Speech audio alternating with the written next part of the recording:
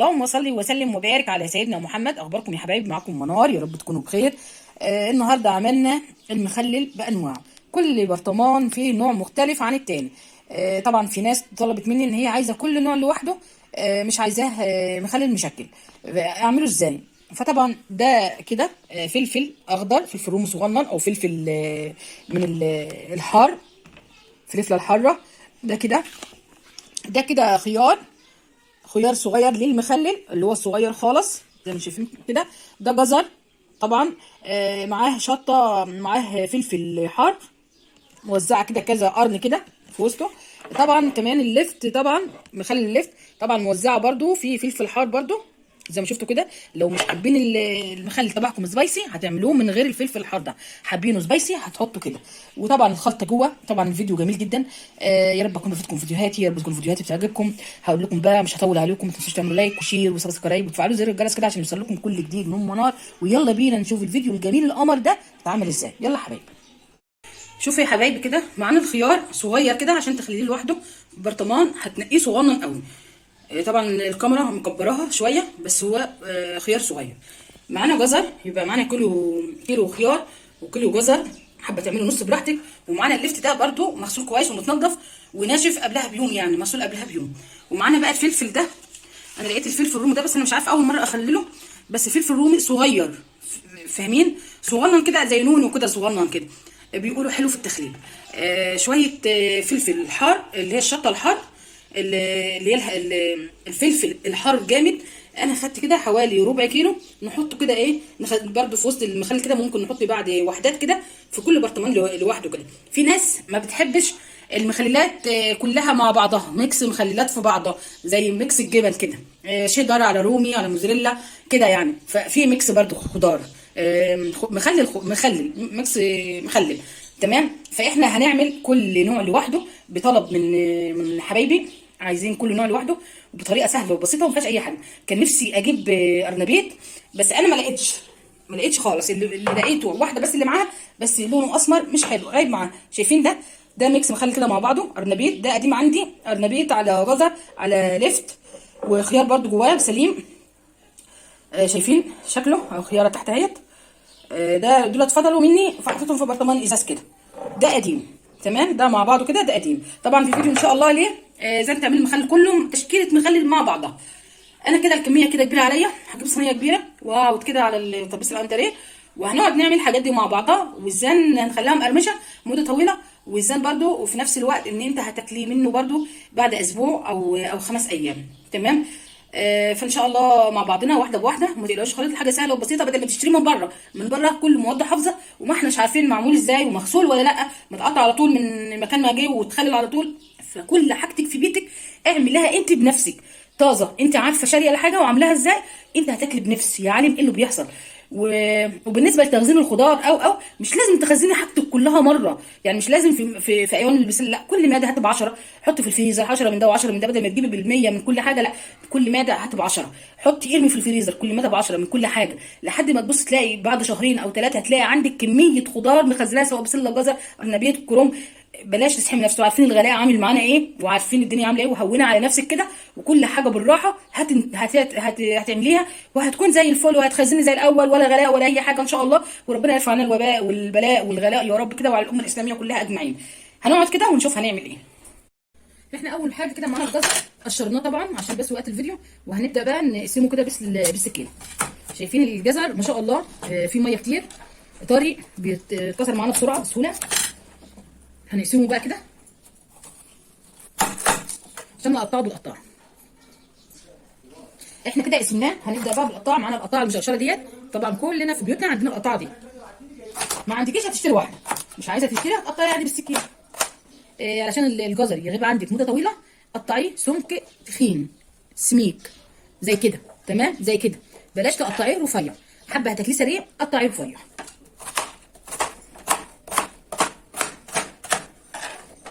بالمنظر ده. شايفين الطريقه سهله وبسيطه وما فيهاش اي حاجه.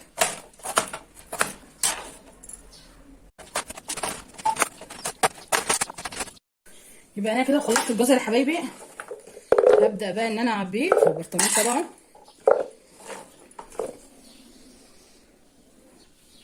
يبقى انا عبيت كده برطمانين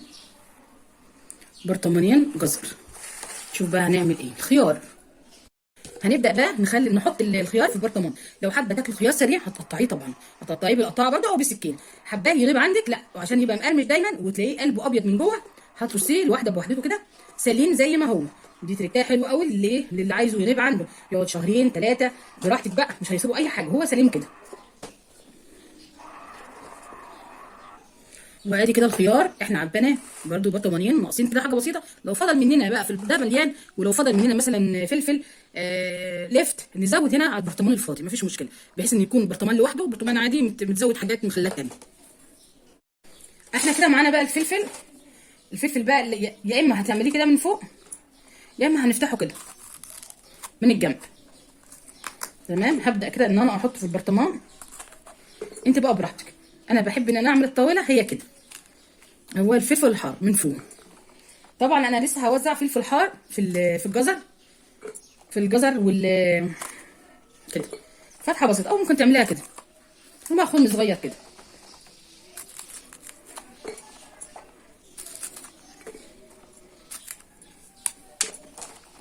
هنقطع العين اللي فوق ده ونخرمها بس كده. لو واخدين بالكم معايا، مش عارفه انتوا شايفين ولا لا كده. انا مقربه الكاميرا على قد ما اقدر، تلاقيها مكبره الدنيا معايا ايديا وكده، فانا بس عشان بس اعرف للسنه اولى مطبخ اسرار المطبخ، وازاي لسه عرايس جداد اللي لسه اولى مطبخ لسه ما اتعلموش حاجه. ده الفيديو ده ليهم طبعا، انما الامهات اللي هي الكبيره ما شاء الله من زمان في المطبخ هتلاقيها شاطره ما شاء الله، اشطر مننا كمان. هظبط كده البرطمان، وما انساش احط من الفلفل الحار ده. دي طويله شويه هقسمها. انا كده عبيت فلفل زي ما قدامكم، شكله جميل. معانا بقى الفلفل الحار ده، هبدا ان انا اوزع في البرطمانات اللي انا عملتها عشان ياخد من نكهه الفلفل والمخلل تبعي يكون مشطشط وجميل. طبعا في اكترنا بنحب المخلات تكون سبايسي شويه، فحركه مهمه جدا توزعي كده الفلفل الحار ديت بين المخلات وبعضها، بين كل نوع ونوع كده. شايفين الجمال، شايفين الالوان، بسم الله ما شاء الله. هنحط برده الخيار فلفل حار، نوزعه كده.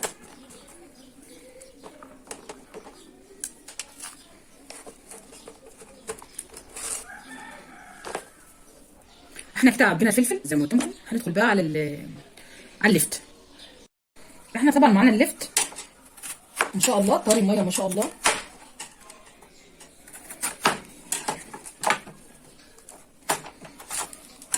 هنقطعه كده.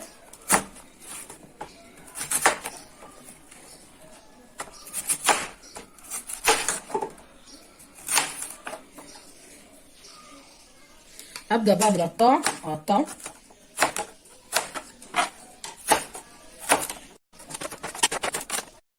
انا كده خلصت كمية اللفت. هنجيب بقى البرطمانات هنعبيها.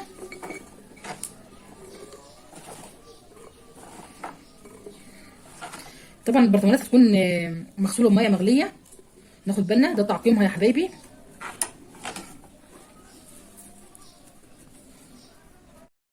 انا كده خلصت يا حبايبي تعبئه اللفت كده زي ما قدامكم، بسم الله ما شاء الله. دي برطمانات ازاز ودي برطمانات بلاستيك. البرطمانات مش برميها، برطمانات بستعملها، دي بستعملها في مطبخي سواء مخللات سواء بقوليات، تخزين بقوليات.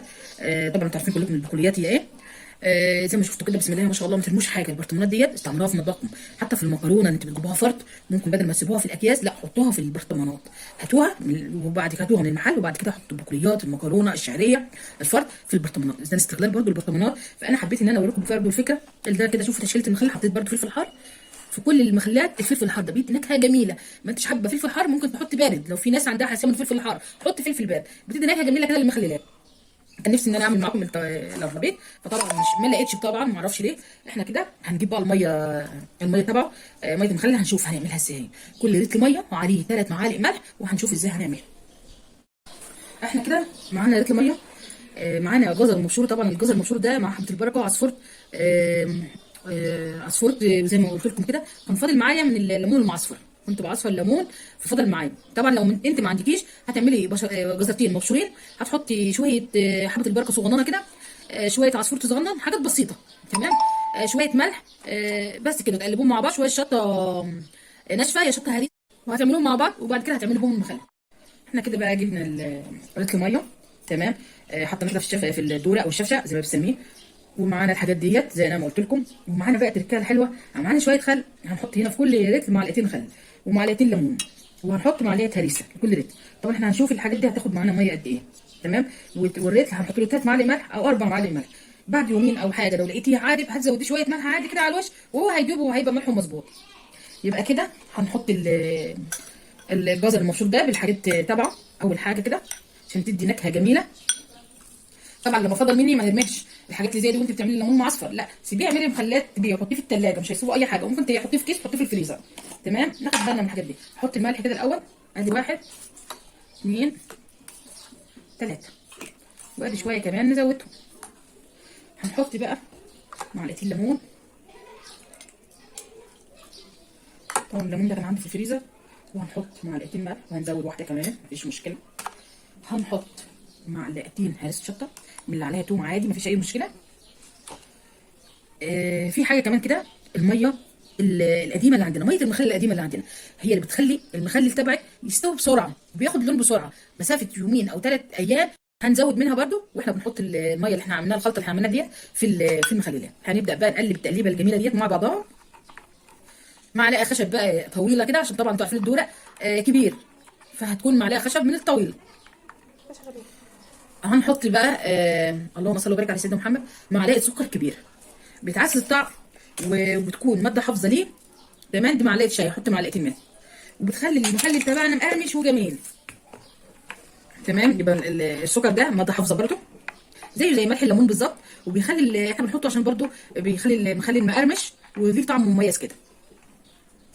هبدا بقى كده احط الميه اللي انا عملتها اول حاجه كده، بس عشان الدورق مليان هاخد بس حاجات بسيطه كده عشان بس ما يندلقش مني. هنزود البرطمانات كده، كوبايه صغيره او فنجان صغير. هاجي بقى افضي بقى طبعا الميه ما كفتش، هنحط ميه تانية، وهنحط شويه الميه بتاعت المخلل القديمه اللي عندنا شويه صغيره. هنزود ملح، هنحط خل دولت معلقتين بقى، وشويه الليمون، نحط ملح معلقتين ملح،